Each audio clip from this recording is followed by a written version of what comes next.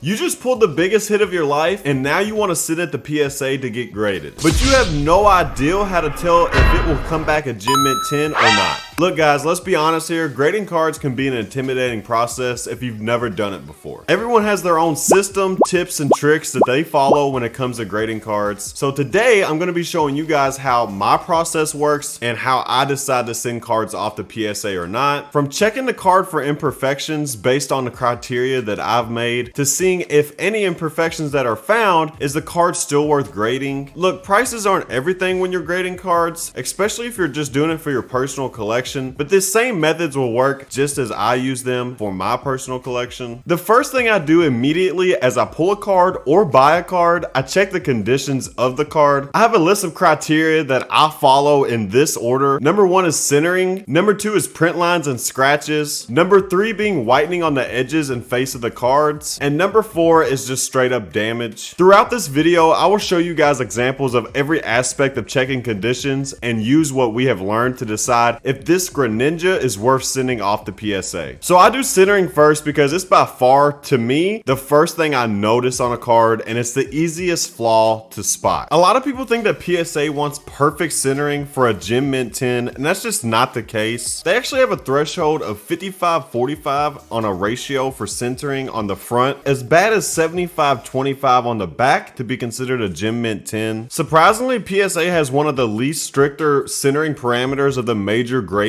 providers, whereas Beckett has some of the strictest with 50-50 all around the front and the back. They actually make tools for measuring the centering of a card. I haven't used them personally, but I can see where they can come in handy. But to give you guys a visual here, here's an example of a card that would clearly not make the cut for PSA, and it's not bad enough to be considered a miscut. As you can see, look at the edges, look how wide it is here, how thin it is here, and if we check the back, it's the same thing. I mean, this is definitely a no-go for me, even though pretty cool card. Now that we looked at a bad one, let's look at one that actually got a Gem Mint 10. This is my Altar Umbreon. That is a Gem Mint 10, but if you look on the front edge, it is clearly not 50-50, but I would say it is well within the 60-40 range. It is definitely wider on this side than it is on this side, but once again, as you flip it over to the back, it looks pretty solid. It is definitely within the 75-25 range, and it's pretty close to 50-50, honestly, but that is what good centering would look like for a Gem Mint 10. Now that we know what we're looking for with centering and PSA, let's look at our test card, the Greninja EX from Twilight Masquerade, to see if it passes the centering test. And so far on the front, I will say that it is definitely closer to being the Umbreon than it is the Charizard. And we flip it over to the back, again, it is definitely a little bit different on the back. It is not below the 75-25. I think we're good on the back. I also think we are good on the front. This card will pass the centering test for me. The next thing we're going to be looking for is print lines and scratches. You will notice throughout the history of Pokemon that print lines are an issue in every era, but it seems like some eras are worse than others and some are better than others. For example here, recently we have had a lot of issues with Scarlet and Violet era IRs, and in particularly Pokemon 151 was really bad, and print lines are very easy to see. You do not need a magnifying glass or anything like that. We can see it just fine. On this card, so on the surface, you can't really see the print line, but as I take the card out of the sleeve, you can see actually where it looks like almost a grid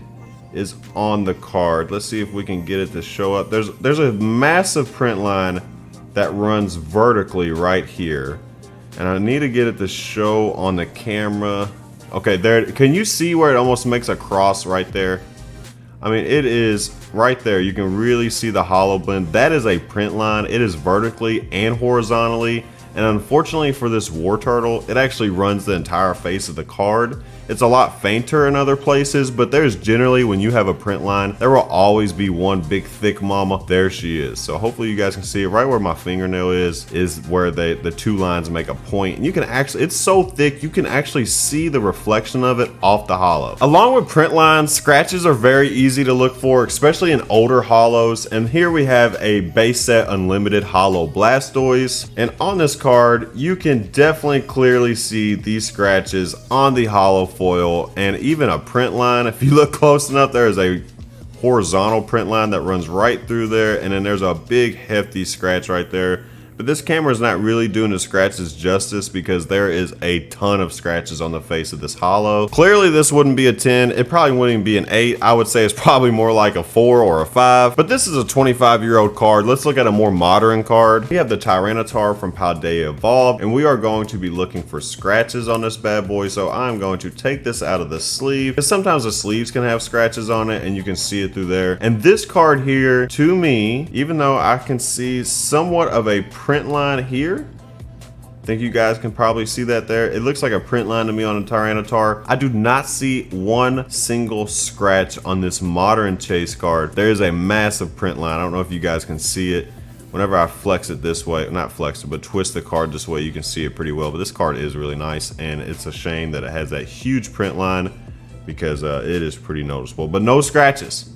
There is no scratches on the face of this card. Now, even though the light is in it, that will let you see the scratches pretty good because the light will kind of fill in the scratch, and I do not see it. So that is a good card from a scratch standpoint, bad card from print lines. Now that we know what scratches and print lines look like, let's check our Greninja to see if we can find any imperfections on this one. Obviously, we are looking for obvious print lines or scratches, and I'm gonna be honest with you, dude, just right off the bat, this thing looks crisp. There's something that could possibly be here, but I don't know if it's actually part of the card or not. It doesn't look like a print line to me, so I actually think that this card, just from this glance, is clear to move on to the next test. No print lines, no scratches. The next thing we look for is whitening on the edges of a card or on the back face of a card. This card here is a great example of what whitening will look like on the back face of a card. It took me forever to get this thing to focus to show you guys. So there is a whitening spot right on the face of the card. It's not quite on the edge. It spills over into the face. And for me, this is an automatic PSA 9. Card here is a great showcase of showing whitening on the edges of a card. This is our Rayquaza EX. And if we look here, boom, right there on the corner, dead giveaway, you can see the whitening on the edge, and it even has some whitening on the face as well. There is some more whitening across the edge of the card. Again, this is guaranteed a 9 for me no matter what the rest of the conditions are. Now let's check on our Greninja to see if this card has any whitening. And again, remember guys, we don't want any whitening on the edges or the face. You don't really have to worry about the front, more so the back. And on this Greninja, as we're looking, the edges look pretty nice. Everything looks nice and intact. I'm gonna actually look over the camera here, but I see a little something right here on the corner. It's hard for my camera to pick it up. There's a little bitty white speck right here on this card. I know it's really hard to pick up, but I swear to God, there is a very tiny, I mean, it is hilariously small. And for me, this is still worthy of sending the send in. Whether or not it could be an automatic 9, I'm not really for sure, just because of how small the whitening is. Like I couldn't even really get it to show on camera, but there is a spot there. So for now, we're gonna go ahead and say that this Greninja at best is a PSA 9. Before we look at the price of the Greninja to see if it's still worth sending in, even if it gets a 9, we need to talk about damage on a card. Pokemon is notorious for having damage on the corners of their cards, or have what I like to call a lift on the face of the card. So I think damage is pretty self-explanatory, but I will show you what I call a lift looks like. These two promo cards have been really hard to find copies that are good enough to send a PSA. Here is something that I found in almost all of them. In the upper right hand corner of almost every single one of these I've seen, they all have what I call is a lift of the holo foil. So if you look in the right hand corner, you will see a more sparkly spot than others. That is not a special spot, that is just more rare. It is actually where what I believe the holo is starting to lift from the card itself. And here it is on this one. It's not as apparent as the Kingdra, but it is still there. If you see right there in that upper right hand corner, for me, even if the centering is the best, no print lines, no scratches, no whitening, this thing is going to be an 8